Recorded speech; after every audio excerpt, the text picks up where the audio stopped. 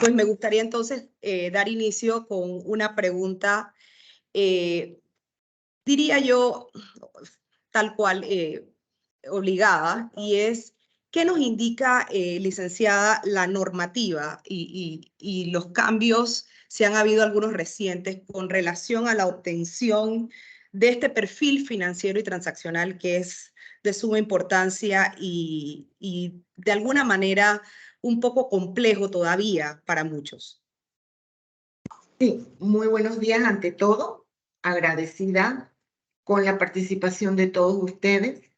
En nombre pues de la Superintendencia de Sujetos No Financieros, en particular de la licenciada Daira Carrizo Castillero, quien es nuestra superintendente, agradecemos a todos la colaboración por parte de Asocupa para dictar estos webinars de todos sus asociados o agremiados y al igual de todos los participantes en la mañana de hoy.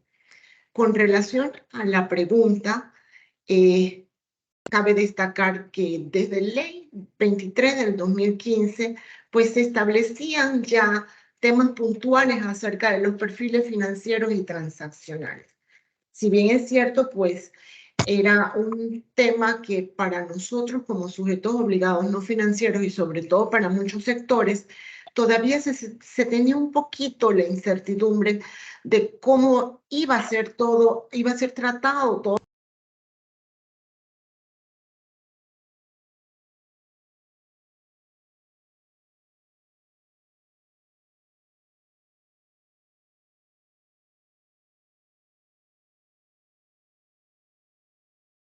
No se escucha.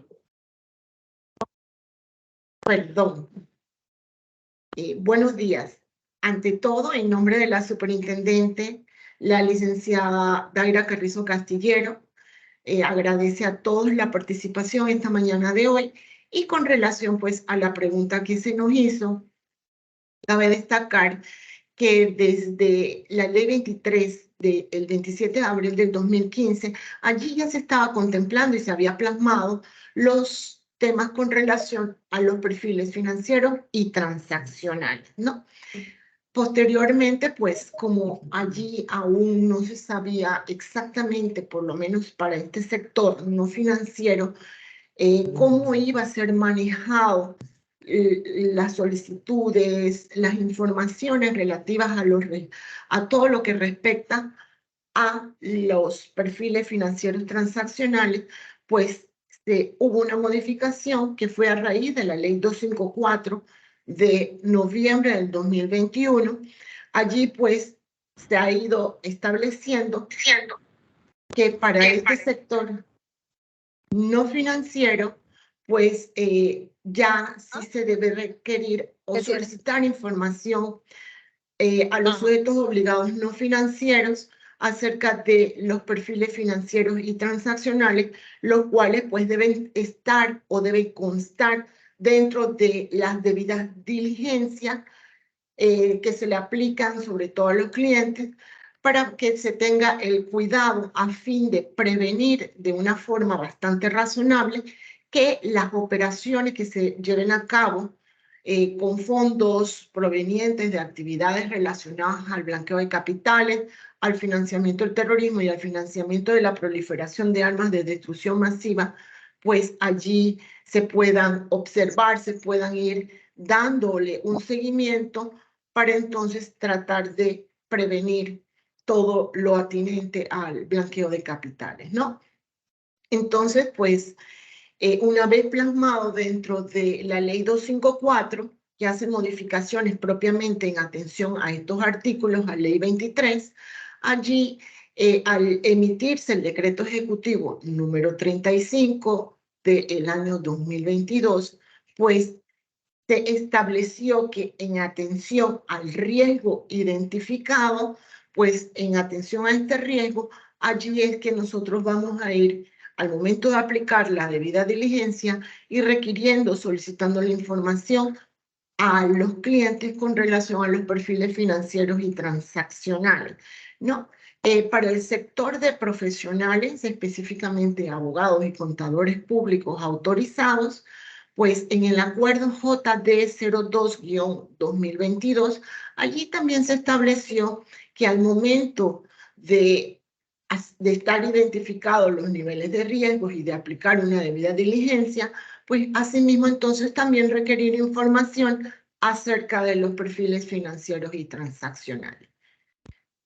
Cabe destacar que en la página de la superintendencia pues también se han emitido guías que abordan este tema con relación a las aplicaciones de solicitar información, de verificar la información con relación a los perfiles financieros y transaccionales.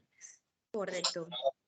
Muchísimas gracias, licenciada, por recordarnos lo que plasma la normativa con relación a estos perfiles financieros transaccionales a los que estamos obligados. Y ahora, aterrizando un poquito más, por favor, refréscanos un poco la memoria e indíquenos, si es muy amable, ¿qué es un perfil financiero y qué es un perfil transaccional?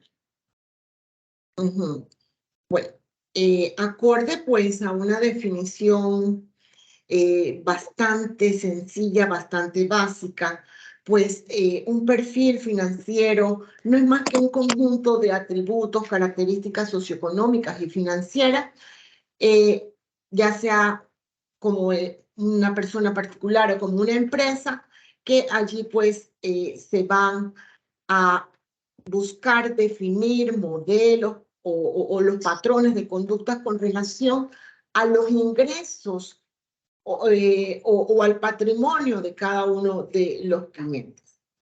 Al modificarse la ley 254, perdón, al emitirse la ley 254 del 2021, que hace modificaciones a varias leyes, entre ellas la ley 23, pues allí se define el perfil financiero como un resultado de un escrutinio y análisis de un conjunto de características socioeconómicas y demográficas que son las que presentan el cliente, ¿no? Con relación, pues, a sus capacidades económicas o financieras, al monto de los ingresos o el volumen de sus acciones o de su patrimonio, ¿no? Esto, pues, con relación al perfil financiero.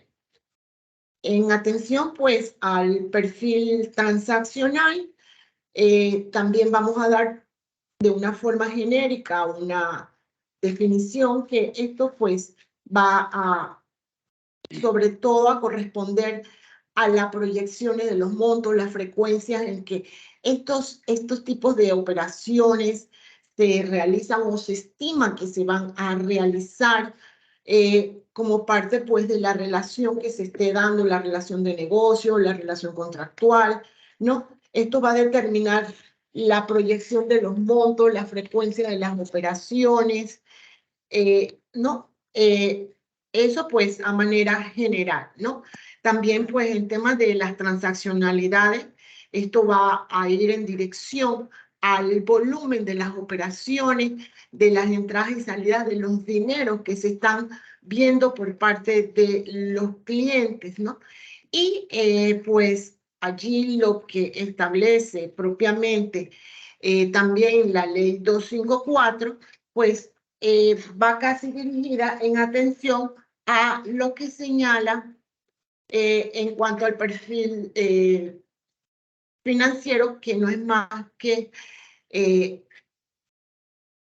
aquí no es más que un conjunto de atributos y de características, o es el escrutinio y el análisis de características variables socioeconómicas y demográficas, pero en atención pues a los movimientos que va dando el cliente con relación a los montos que indicó al momento de aplicarse una adecuada debida diligencia. Entendido, me queda claro, licenciada. Otra pregunta que se ha repetido frecuentemente y que hemos recibido a través del chat y por correo electrónico es específicamente ¿Cuándo se debe obtener esta información acerca de los perfiles financieros y transaccionales? Bueno, en principio, siempre al momento de aplicar una debida diligencia. Muchas veces dirán, pero si aplicamos una debida diligencia básica o simplificada, porque al inicio de la relación, pues el riesgo que nosotros identificamos era un tanto bajo y por ende, pues, en atención a los riesgos, no habíamos solicitado información acerca del perfil financiero ni tampoco del perfil transaccional del cliente, pues si nosotros al actualizar también la información nos hemos percatado de que hay ciertas variables o ciertas conductas o señales que indican pues que el cliente ha ido incrementando el patrimonio o de una manera sobre todo bastante considerable, ¿no? Y entonces allí nosotros podemos también al momento de actualizar la información, también entonces requerir información acerca de los perfiles financieros y transaccionales. Pero Correcto. por lo general siempre es cuando vamos a aplicar la debida diligencia. Indistintamente si aplicamos una debida diligencia simplificada o una empleada.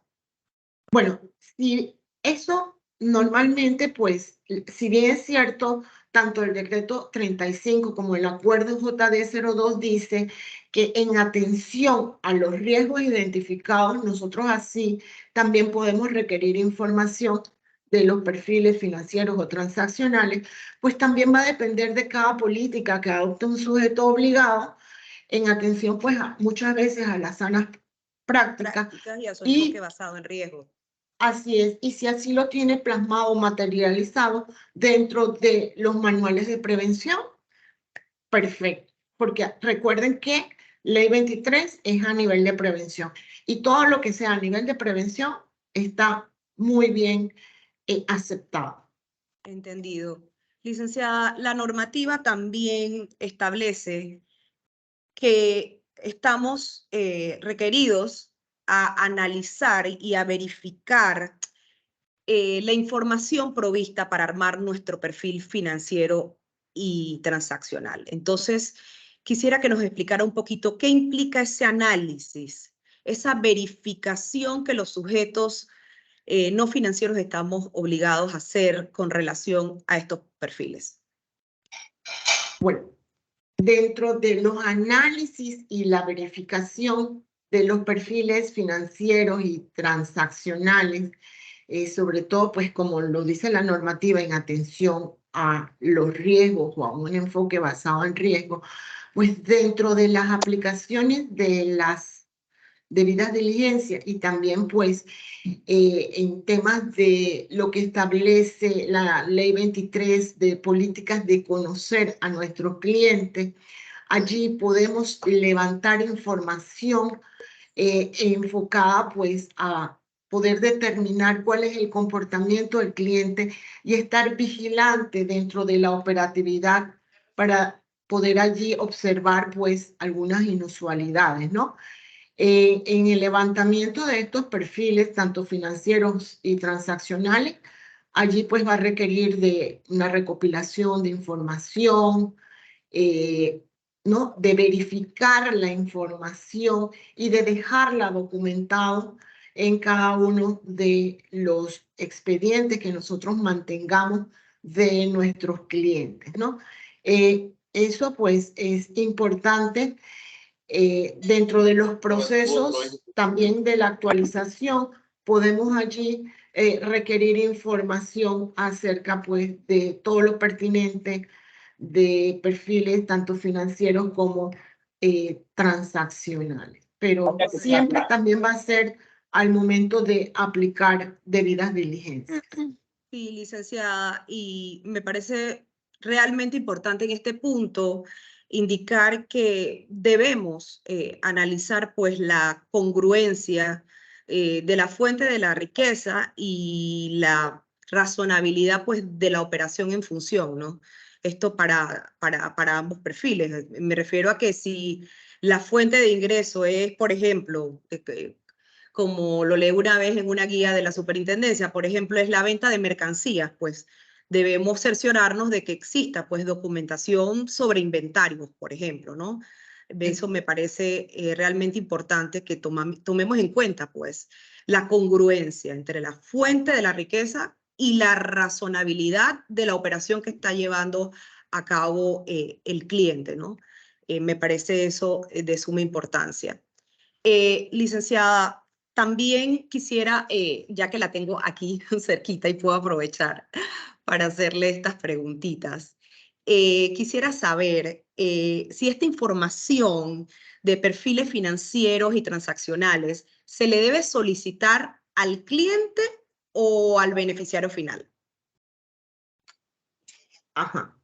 Si bien es cierto con relación a los perfiles financieros y transaccionales, dentro del acuerdo JD 02-2022 y también en el decreto ejecutivo 35 de 2022, allí se establece pues que la información va más enfocada en atención al cliente, ¿no?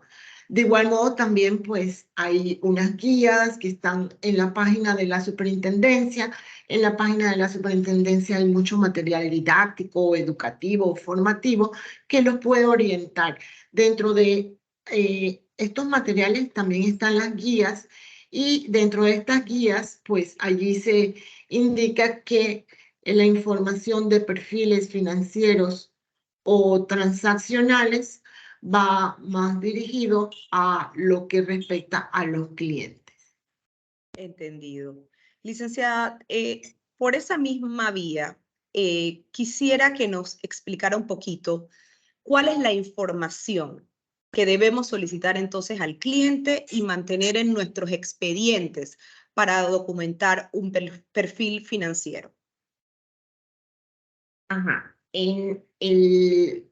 También en las normativas, decreto 35 del 2022, en el acuerdo JD 02-2022 y en las guías de aplicaciones de las debidas diligencias, allí sí se ha plasmado de manera casi uniforme que con relación pues a solicitar información de carácter financiera o dentro del perfil financiero, allí nosotros podemos requerir de alguno de nuestros clientes, sean cartas de trabajo, talonarios de pagos, estados bancarios, declaraciones de rentas, correcto. Estados, también dice estados financieros, licencias o permisos en el país de origen donde esté dándose el negocio, ¿no? También pues dentro de la guía incluso se amplió un poquito más y allí también se puso que cualquier documento que sirva como comprobación de pago de los impuestos, como por ejemplo los impuestos que hacemos ante la DGI, ¿no? Correcto. En este punto, licenciada, yo pienso que es importante advertir que hay ciertas operaciones de clientes que deben considerarse a veces como de alto riesgo, y es ahí donde nosotros, los sujetos obligados no financieros, debemos estar más alertas y ver con todos estos datos que recopilamos de nuestros clientes, pues asegurarnos si los clientes pues no cuentan con activos fijos o alguna fuente de ingreso, y por otro lado manejan grandes volúmenes de efectivo. También debemos estar alerta en caso de que el cliente no proporciona información o simplemente proporciona información que evidentemente es falsa sobre su estado financiero, sin llegar necesariamente a un análisis tan profundo como lo haría un contador para los que no somos contadores. Pero sí podríamos de esa manera pues verificar para estar alerta ante este tipo de situaciones y clientes que pueden presentar conductas de alto riesgo. Por eso es que la norma, disculpe, por eso es que la norma allí está enfocada y señala que en atención a los riesgos identificados, entonces asimismo requerir información de nuestros clientes, sobre todo pues aquellos que sí tengan un perfil de riesgo muy alto, como por ejemplo procedan de países listados de alto riesgo, o que se hagan operaciones o transacciones con altos volúmenes de dinero en efectivo o cuasi efectivo, ¿no? De igual modo, pues también se puede dar el caso de que a lo mejor muchos de los clientes o de los prospectos de clientes que nos aborden para tratar de contactar o que nosotros le brindemos algún tipo de productos o servicios, pues no cuentan con toda la información que nosotros les vamos a requerir o simplemente no nos las desean brindar, por más que nosotros requerimos pues de esa información. Allí lastimosamente pues sí habrá que aplicar lo que señala la normativa y propiamente el artículo 36, que es de no iniciar la relación contractual ni tampoco una relación de cuentas, ¿no?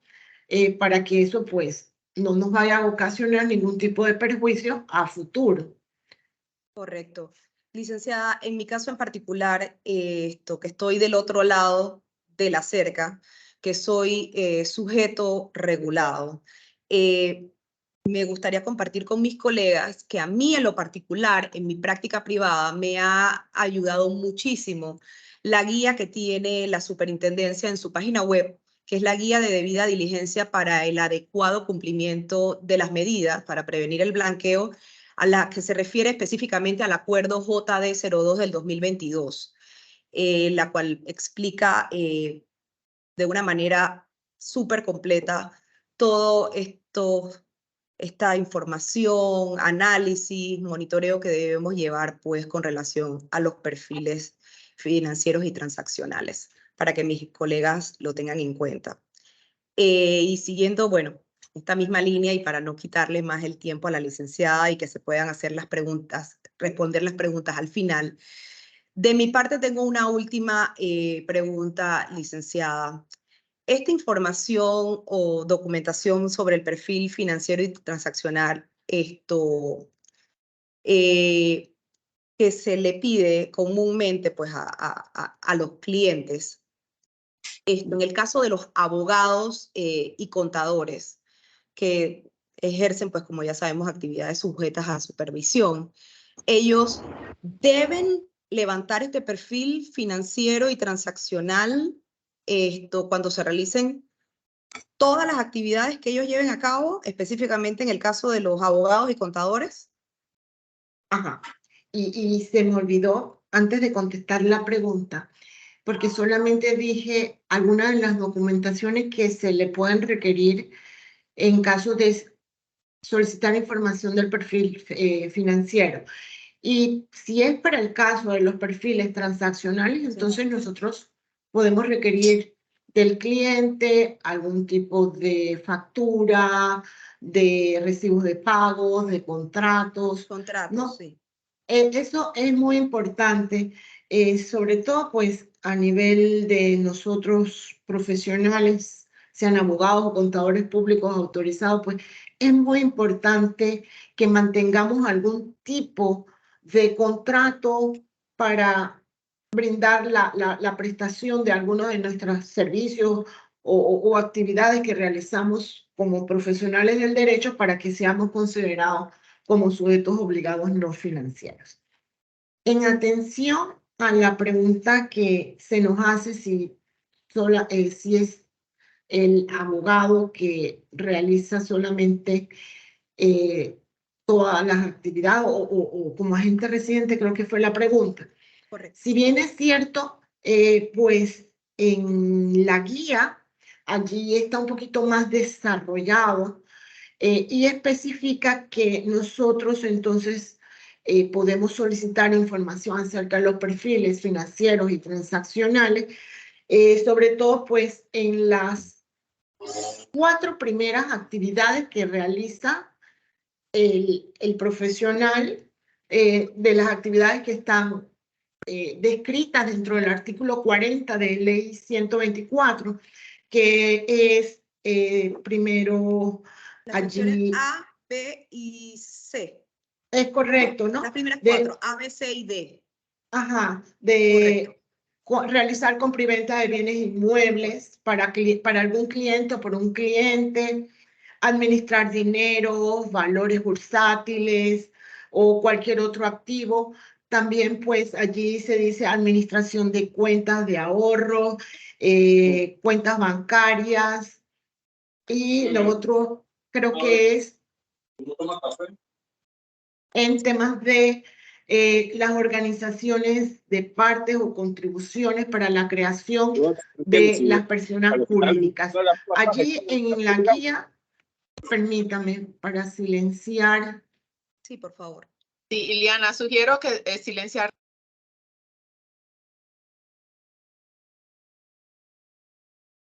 Sí, correcto. Sí.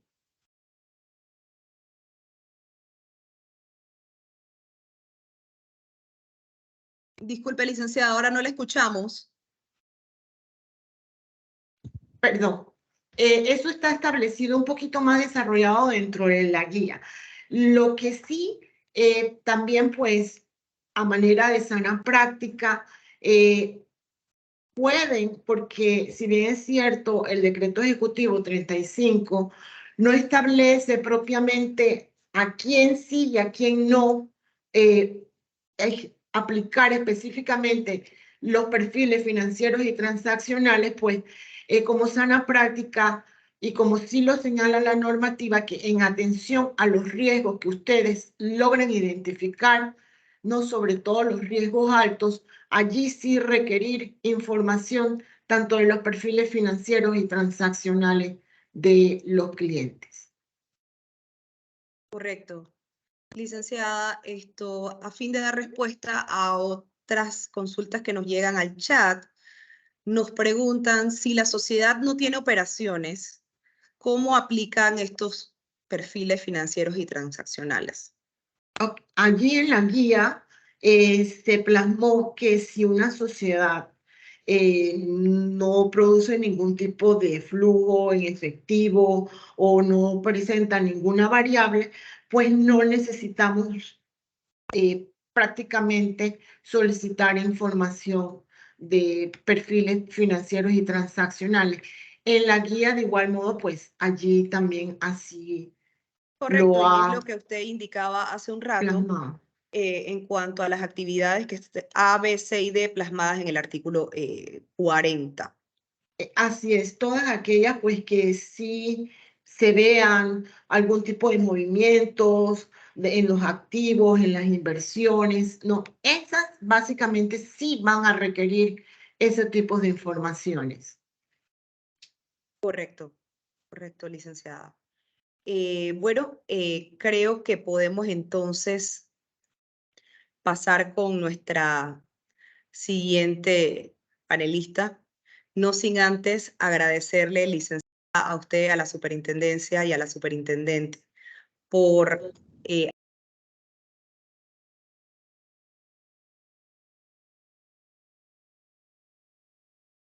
pues siempre teníamos allí, como quien dice, pendientes porque el tema se presta y siempre de alguna manera ha causado mucha confusión. Agradecemos nuevamente a la superintendencia porque en sus guías pues se habla claramente del tema y se definen ciertos criterios que al principio de la implementación de estos nuevos figuras, como son los perfiles, no se tenía lo suficientemente claro. Muchísimas gracias, licenciada Chandek. Si nos queda tiempo al final de la sesión, podemos seguir entonces respondiendo algunas preguntas que quedaron en el chat y otras que también quedaron en nuestro buzón de correo electrónico. Y ahora, pues me complace muchísimo presentar a nuestra siguiente expositora, la cual va a tratar un tema también que está, pues, bastante en boga, como quien dice, en el argot popular. Y quiero presentarles pues a la licenciada Giovanna Bernal. Ella es abogada, especialista en Derecho Fiscal, miembro de Asocupa, y la cual sé que va a compartirnos todos sus conocimientos en cuanto a este tema de registros contables. Giovanna, para mí es un placer saludarte y darte la bienvenida a este conversatorio sobre registros contables. ¿Cómo estás, Giovanna? Hola, Evelyn, muy bien, muchas gracias. Qué bueno estar aquí contigo. Licenciada Eliana, gusto saludarla. Lorena, muchas gracias por la invitación. Y buenos días a todos. Bueno, Giovanna, entrando en materia, quería pues preguntarte inicialmente, ¿quiénes están obligados a llevar registros contables y a mantener documentación de respaldo? Ok, bueno, esto de acuerdo a la ley 254 que reformó artículos de la ley 52 del 16. Y en este caso, bueno, lo que Lorena me comentó cuando me invitó es que me enfocara mucho en la parte práctica, porque sí, ya hemos escuchado seguramente muchos webinars y seminarios sobre lo que es la misma ley, y queremos más bien como entender un poco qué es lo que estamos haciendo, qué están haciendo los abogados, las firmas, qué estamos pidiendo. Entonces, en mi caso en particular, bueno, yo soy especialista en temas fiscales, también soy agente residente como persona natural. Entonces no soy una gran firma, entonces no tengo un gran engranaje de personas ayudándome, para que más o menos tengan una idea. Y además pues soy asociada a una empresa de cumplimiento donde asesoramos abogados y eso. Y recientemente recibí un diploma de contabilidad, precisamente a raíz de la ley 52, porque me resultó de mucho interés de entender un poco más sobre registros contables, ¿no? Porque yo entiendo a los colegas en el sentido de que, claro, no somos contadores, muchos no estamos especializados en temas de impuestos, no manejamos los temas financieros, y esos son comentarios que siempre vemos en las capacitaciones, ¿no? Y que a veces propiamente ni los propios funcionarios tampoco, y los jefes están tampoco, digamos, familiarizados en los temas, ¿no? Entonces, sí, respondiendo a la pregunta, en este caso en particular, pues las que deben llevar los registros contables y mantener la documentación soporte son todas las sociedades anónimas, las fundaciones de interés privado, las sociedades de responsabilidad limitada, las personas extranjeras que están registradas en Panamá como sucursal, y bueno, todas las demás que declaran renta, ¿no? Obviamente tienen que llevar. Entonces esto como que el propósito de esta ley es que todas las sociedades que nosotros como agentes residentes registramos, o sea, no sociedades civiles, organizaciones sin fin de lucro, porque esas no tienen agentes residentes, sino estas tengan información financiera. De manera tal que cuando recibamos requerimientos de la DGI, ellos puedan también demostrar que tenemos la información y que los clientes están cooperando con esta información, y podamos tener una calificación. Entiendo que el otro año es el para salir de parcialmente cumplidor. Ok. Giovanna, entonces quiere decir que estos registros contables solo aplican para empresas operativas. Ok, en este caso, en la ley serían las tenedoras, dueñas de cuentas bancarias, dueñas de bienes muebles, de bienes inmuebles, de cuentas de inversión, todas aquellas que son solo tenedoras, no solamente que realizan actos de comercio, y luego pues las que realizan actos de comercio, pero cuyas actividades surten sus efectos en el extranjero, es decir, las que llamamos coloquialmente las offshore. Correcto, me queda claro. Entonces, Giovanna, de acuerdo a la normativa, ¿qué información o qué documento debemos solicitar como registros contables? O sea, quisiera que nos compartieras un poco tu enfoque desde la práctica diaria. ¿Qué documentación debo solicitar? Ok, es muy importante entender la diferencia de que la persona jurídica es la responsable de llevar los registros contables y tener la documentación soporte, ¿no? Que va muy relacionada con el perfil transaccional que mencionaba la licenciada Eliana, en el caso de la sociedad, que si es el servicio que nosotros como sujeto obligado no financiero ofrecemos, pues en este caso es la sociedad, y entonces tendríamos que tener documentación que soporte la transacción. En el caso del perfil financiero es del cliente, ¿no? O sea, entendiendo un poco cómo yo en mi caso personal lo veo, ¿no? Quizás otros colegas lo ven de otra manera, pero yo lo veo así. Si ofrezco una sociedad anónima, mi cliente es el perfil financiero, la transacción es la sociedad. Entonces ahí es donde yo voy a ver qué va a hacer esa sociedad, qué documentos tiene, qué contrato, qué está haciendo. Entonces, en el tema de la ley, del cumplimiento de la ley 52, ¿qué es lo que yo necesito tener como agente residente? Originales o copia de los registros contables del año anterior.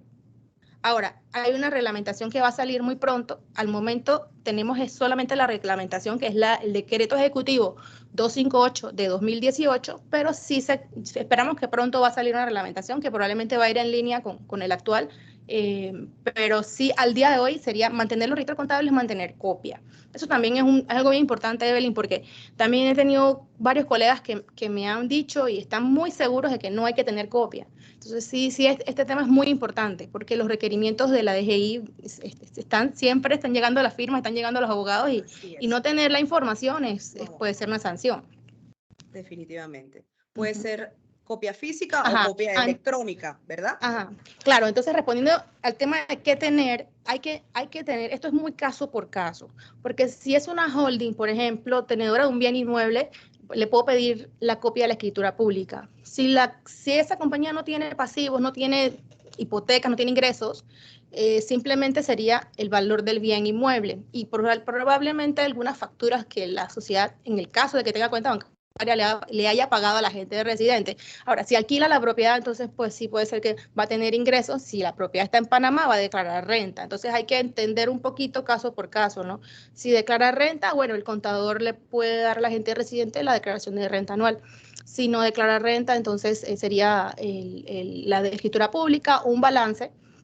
Y realmente la definición para el caso de las tenedoras es bien amplia, así que hay muchas firmas y abogados que llevan diferentes procesos. Hay formularios donde uno indica, bueno, es una tenedora, escritura pública, es una sociedad de acciones, tengo copias de las acciones de las cuales es holding, es dueña de acciones, tengo un bien inmueble, un yate, bueno, dame el título de esa propiedad. Y luego, si ya hay ingresos y hay movimientos y hay transacciones, ¿no?, de entradas y salidas, entonces sí es importante tener esa documentación que sería como registros contables. Puede ser un estado financiero, puede ser un balance, un estado de profit and loss, como un estado de resultado que se le puede pedir. Cada país tiene sus normas contables, entonces, y la ley permite que los documentos puedan venir de afuera. Entonces, por ejemplo, en Estados Unidos, ellos no manejan las normas internacionales de información financiera, sino las US GAAP, y el contador de Estados Unidos puede mandarnos la información de acuerdo a sus normas, ¿no? En el caso que realiza actos de comercio, en el caso que no realiza actos de comercio y es simplemente una tenedora, una sociedad, un apartamento en Miami, por decirlo así, bueno, dame el documento que indica que es dueña de la propiedad, y sería pues el valor para identificar el valor del activo. O sea, básicamente es para identificar el valor del activo, del pasivo, y si hay ingresos, entonces también entender cuáles son esos ingresos. En el caso de una cuenta bancaria, simplemente, bueno, tengo una fundación de interés privado y solamente la tengo como una cuenta de ahorros, es una cuenta para mi hija, y ahí serían los estados, funcionarían muy bien los estados de cuenta bancarios, porque sería muy sencillo, ¿no? Año a año los estados de cuenta, y uno puede verificar que serían simplemente los intereses que entran a la cuenta y lo que entra a la cuenta en concepto de ahorros. Ahora, en el caso de actos de comercio, sí es un poco más complicado porque la ley indica diario y mayor, ¿no? Entonces, si es una empresa que hace consultoría, pues, y hace una factura al mes, el diario y el mayor va a ser muy sencillo porque va a ser, pues, transacciones muy cortas. Sin embargo, hay empresas que tienen muchas transacciones diarias y el volumen es grande. Entonces, recibir un diario y un mayor mi concepto es bastante documentación para recibir, y además para digerir, lograr identificar el activo, el pasivo y el ingreso va a ser difícil, ¿no? Entonces, muchos lo que hacen es que piden un estado financiero o un balance y documentos donde se pueda reflejar resumidamente, con exactitud, de manera precisa, la información financiera. La ley indica definición de estados financieros, y en ese caso le llama como los que tienen el estado de variación en el que incluye también el estado de flujo de efectivo y las notas. Ese no hay obligación de tener todo eso. Ahora, si es una empresa muy grande que ya lo hace, o porque por requerimiento de su país o de Panamá, o el banco le pide que los estados financieros auditados, pues en mi concepto ese también puede ser un documento que se puede tener como soporte. Okay. Me queda claro, Giovanna. Y quería preguntarte, a fin de cumplir con esta ley de registros contables y sus modificaciones, ¿qué monitoreo y qué obligaciones de reporte tengo yo como agente registrado o residente más bien? Ok, bueno, al cerrar el año fiscal, en el caso de las sociedades panameñas que llevan una contabilidad en el ejercicio fiscal de enero a diciembre, sería con el corte del 31 de diciembre pedir a las sociedades, a las personas jurídicas más bien, los registros contables, la copia de los registros contables para tenerlos antes del 30 de abril. Eso debe ocurrir cada año. En el caso de la declaración, hay una declaración jurada que se debe hacer el 15 de julio de cada año. En este año, bueno, hemos tenido la fortuna que nos han hecho una extensión por 3 meses más, así que tenemos hasta el 15 de octubre para poder subir esta información. ¿Y qué es lo que vamos a subir? Bueno, a través del e-tax vamos a tener una opción los agentes residentes para indicar cuáles son las personas jurídicas de las cuales contamos con los registros contables, es decir, copia de los registros contables o los originales, porque también el agente residente puede tener los originales si el cliente o la sociedad lo permite, o de cuáles se tienen los originales, de cuáles se tiene copia, y debemos también indicar en esa declaración cuáles personas jurídicas mantienen sus registros en Panamá, en la oficina del agente residente o en su defecto fuera de Panamá, indicando y tenemos que indicar, confirmarle a la autoridad que contamos con esa información, contamos con el nombre de la persona de contacto y la dirección donde se mantienen los registros contables. Eso me parece súper importante, Giovanna,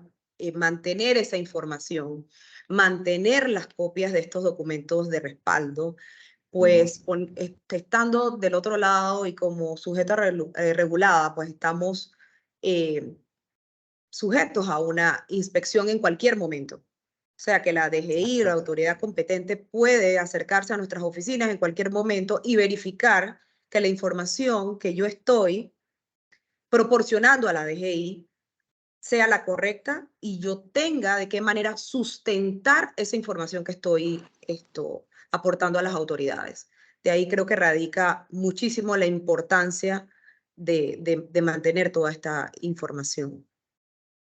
Sí, total. Esa es la razón, sin duda, porque al final hay mucha confusión, ¿no? Porque estamos en varias listas y estamos en un momento en el que estamos tratando de salir de una, de otra, y en este caso el tema de los registros contables es más que todo es por el tema de la OCDE, ¿no? Que tiene un estándar, y el estándar es que las entidades deben mantener registros contables, no deben mantenerlos, por eso que se inició a partir del 2017, ¿no? Y lo vemos también en otras jurisdicciones. Por ejemplo, yo trabajo con la jurisdicción de las Islas Vírgenes Británicas y tiene una regulación similar, producto también de todas estas presiones de los organismos internacionales. Sin embargo, no tomarlo como que Panamá es el único país al cual la OCDE o estos organismos están sometiéndolo, ¿no? No somos los únicos. Ya en otras jurisdicciones tienen esta misma obligación. Incluso en BVI simplemente la obligación era que el agente registrado tenía la obligación de conocer dónde, quién y dónde se custodiaban estos documentos. Ahora, a partir del próximo año, pues también vamos a tener los agentes que tengamos oficinas en esa jurisdicción, tener que indicarle a las autoridades qué sociedades cumplen o no con este requisito de registros contables.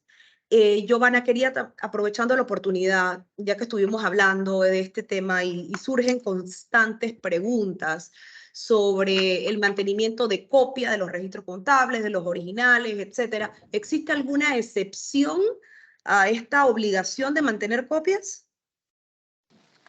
No, las únicas excepciones son las empresas que son parte de un Estado o las que forman parte de un organismo multilateral o internacional, y las que son fletadores y armadores de servicios marítimos registrados en la Marina Mercante. Y bueno, en el caso de las que son cuentas de inversión, se puede tener solamente los estados de cuenta de custodio. Los estados de cuenta del custodio. Sí, y hay otra cosa también importante, es que a veces pasa que se crean sociedades y no están haciendo nada, no son ni tenedoras ni actos de comercio. Entonces, a ver, porque por ejemplo se creó por un trámite de migración o porque el cliente quería hacer algo y no lo hizo. Entonces, en ese caso también lo que se está haciendo actualmente es una declaración jurada, que puede servir un documento donde el cliente firme, indica que no, la sociedad no está haciendo nada al momento, ¿no? Correcto, que no tiene ningún tipo de activos ni pasivos o no ha llevado a cabo operaciones ni transacciones de ningún tipo en los últimos años. Eso me parece muy importante y creo que de alguna manera aclara mucho porque es una pregunta que se repite, no te puedo explicar cuántas veces en el chat y en nuestros correos electrónicos. También tenemos otra pregunta que se repite constantemente y es la obligación de mantener los registros contables por los últimos 5 años en caso de que se disuelva una sociedad. Sí, Panameña. sí. Ahí tenemos que tenerlo por 5 años a partir de la última transacción que se hizo contable, entonces, o el cierre de la operación de la compañía. Entonces, y ahí lo que dice la norma actualmente es que debemos tener los registros contables y la documentación soporte, ¿no? Entonces, eso sí es súper importante, ¿no? Hacer esa diferencia entre tener los registros contables y tener los registros contables y la documentación soporte. Sí, la verdad. No, y entonces el tema también, que es importante para nosotros, al momento de qué pedir y qué no pedir, es que la autoridad, en este caso la DGI, nos puede pedir no solamente los registros contables, sino que nos puede pedir documentación soporte también. Y nos puede pedir contratos, documentos, estados financieros.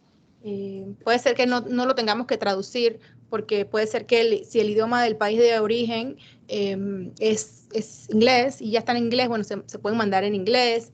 Pero sí es importante, bueno, mi consejo, ¿no? Yo sé que es bien difícil, esto es una carga adicional para nosotros, porque nosotros, nuestro servicio es agente residente, entiendo que cobramos una anualidad y bueno, vamos a tener que sin duda cobrar anualidades por hacer la declaración, por mantener los registros, por verlos, por verificar que estén bien, como están haciendo otras jurisdicciones que cobran por eso aparte. Tener esa información, ¿no? Porque puede ser que la autoridad tributaria nos lo pueda pedir y bueno, vamos a tener que correr y no tengo esto, no tengo lo otro, ¿no? Y Entonces yo pienso que sí. el costo del resguardo también de toda esta información, que es sumamente delicada, es información confidencial y no es que la gente residente pueda tenerla por allí almacenada en cualquier sitio. Entonces, definitivamente es una carga en todos los sentidos. Claro. Carga, muchas firmas hemos tenido que contratar pues personal adicional, comprar pues gabinetes de seguridad, etcétera, para el resguardo. Definitivamente que sí es un tema bastante abrumador para todos los agentes residentes que estamos pues obligados a mantener. Y el tema esto de la traducción de los documentos de soporte. En tu experiencia, Giovanna, si has tenido alguna inspección y has tenido documentos de respaldo en otro idioma, ¿te han exigido que vengan traducidos al español? Bueno, ¿O que estén traducidos al español? Bueno, esa es una buena pregunta. Entiendo que si los estados financieros están en otro idioma y además en otro tipo de norma contable, por ejemplo, US GAAP, y la DGI necesita la información, por el decreto que tenemos hoy día, tendríamos la obligación de traducirlo. Sin embargo, tengo entendido de parte de la DGI y también de otros colegas que no se los están pidiendo traducir en los casos donde, pues, si están en inglés y es Estados Unidos, se pueden compartir de esa manera sin necesidad de traducirlos al español, porque el que lo necesita es la IRS, por decirlo en este caso, Estados Unidos, y así, ¿no? Va a depender. Sí, y bueno, me imagino que para ustedes que son contadores y que saben de contabilidad, pues interpretar un estado financiero en inglés y en español y con las normas que sean las utilizadas aquí en Panamá, pues no va a ser mayor tema. Sin embargo, cuando hemos tenido, bueno, de mi parte, he tenido inspecciones por parte de otros reguladores, que no es la DGI, en donde se necesita algún contrato o algún reglamento de alguna fundación de interés privado, y por supuesto está en inglés, el inspector o la persona que viene a hacernos la auditoría o la inspección, pues obviamente si su idioma no maneja el idioma inglés, pues es normal que las autoridades y las superintendencias no soliciten estos documentos traducidos al idioma español. Ujú. Sí. De mi parte, bueno, se nos quedan varias preguntas que tengo aquí en el chat. Lorena, no sé si tienes alguna otra pregunta en el chat. Digo, hay varias, muchísimas se Hay varias repiten, creo que preguntas. ya las hemos tocado. No sé si, déjame ver un momento. Licenciada Evelyn, con relación pues a los documentos si deben estar traducidos al idioma español, pues cabe acotar que nosotros en la Superintendencia de Sujetos No Financieros sí requerimos, tal cual lo establece pues empezando con la Constitución, que nuestro idioma oficial es el español, y así el Código Judicial, que los documentos sí deben estar traducidos en el idioma español, pues independientemente de que aquí hayan personas que hablen perfectamente y entiendan perfectamente cualquier otro idioma, pues sí es requerimiento que toda la documentación, la información, que al momento de alguna supervisión o inspección, sí estén traducidos al idioma español. Me queda perfectamente claro, licenciada, y en efecto es lo que la normativa establece. Vamos a esperar unos segunditos. No sé si Lorena pudiste verificar si tenemos algunas Sí. otras No sé preguntas. si esta dice aquí una pregunta, ¿se permite el resguardo de documentación digitalmente? Eso lo comentaste, Giovanna. Dice, Sí, quizá sí una se firma puede puede. contratar personal, pero para abogados que apenas tienen clientes es muy difícil mantener oficinas para resguardo o personal para verificar documentos. Sí, claro, como son copias, como la ley permite tener copias, esas copias se pueden mantener de forma digital. De hecho, es hasta más ordenado también, ¿no? Y tenerlo puede ser en un Drive, si es un abogado que no tiene oficina, un Google Drive, un OneDrive, y tener ahí en cada carpetita, ¿no? Sus documentos de debida diligencia y una carpeta que se llama registro contables y ahí tener año a año, ¿no? La información. Exacto. Acá hay también hay otro comentario. Dice, el artículo 17 de la ley 254 dice que debemos mantener los registros, pero el párrafo 4 dice que cuando los registros se mantengan en otro lugar, deben indicarme dónde están. ¿Esto no es una excepción a mantenerlos? Ese justamente es lo que les decía, que hay varios abogados que me han dicho que, porque hay como una ambigüedad, una confusión, o hay una interpretación, no sé cómo decirlo, entre abogados, donde hay quienes al leer esos dos párrafos interpretan que hay la opción de elegir entre que se lleven fuera y tenerlos. Pero al final, bueno, en reiteradas ocasiones hemos conversado que, dicho más adelante, se indica que al 30 de abril tenemos que tener copia y bueno, que hay que tenerlos. Así que no, bueno, eventualmente se tendrá que aclarar, ¿no? Porque sí hay varios colegas que tienen esa duda. Giovanna, Exactamente. disculpen que las interrumpa. La documentación de respaldo, estados financieros, declaraciones de renta, bueno, las declaraciones de renta entiendo que sí. La documentación de respaldo, ¿tiene necesariamente que venir refrendada por un CPA? No, no. Actualmente lo único que dice el decreto que tenemos, vamos a ver qué dice el nuevo, pero posiblemente yo pienso que debería ir muy en línea con lo que dice el anterior, es que solamente si se realizan actos de comercio y si se lleva la contabilidad en Panamá, un contador debe refrendar, ¿no? Debe preparar y refrendar en este caso la información financiera. Y en el caso de que se lleve fuera, también un contador es el que debe refrendar los registros contables.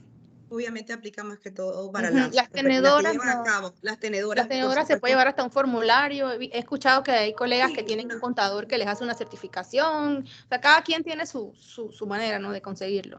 o un balance sheet muy sencillo, Claro, ok, un balance sheet que indique activo, pasivo, cuáles son las cuentas de activo, cuáles son las cuentas de pasivo, qué hay en capital, algo así, ¿no? Y el soporte. correcto. Okay. Licenciadas, disculpen, por favor, solicitamos que nos llenen el formulario de registro todos aquellos que deseen obtener pues, el certificado de participación. Gracias y disculpen. Muy importante, licenciada. Ok. Yo creo que con relación a eso, no sé si más arriba tenemos algo sobre perfil financiero que no hayamos contemplado. Creo que financiero y transaccional. Me indican que están verificando, pero al parecer con relación a los perfiles financieros y transaccionales, todos los temas fueron abordados. Fueron cubiertos. Sí, fueron cubiertos. Aquí tengo, por ejemplo,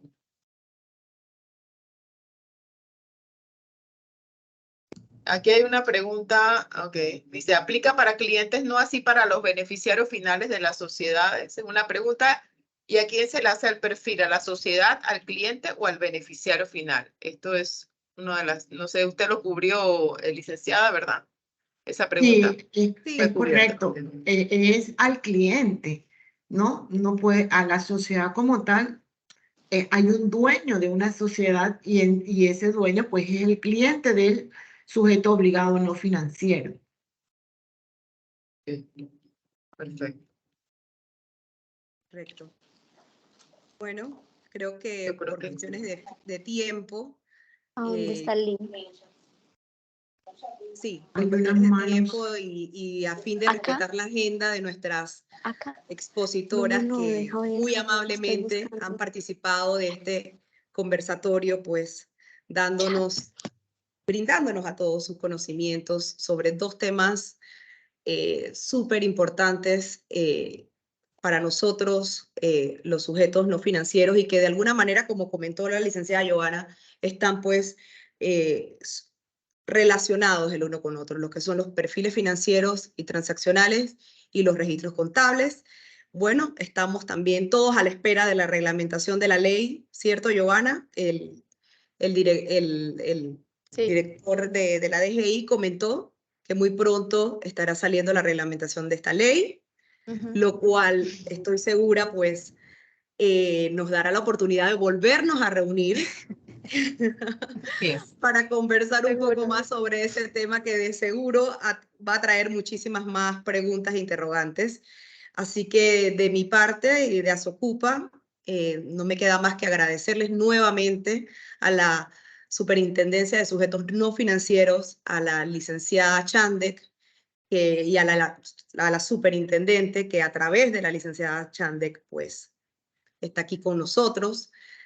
También darle las gracias a Giovanna Bernal por haber sacado de su tiempo, de su práctica privada para estar con nosotros, y a todos los participantes de este conversatorio. Espero que haya sido de mucha utilidad para ustedes. Asocupa también, pues, como siempre, dándonos el apoyo. Así que no me queda más que despedirme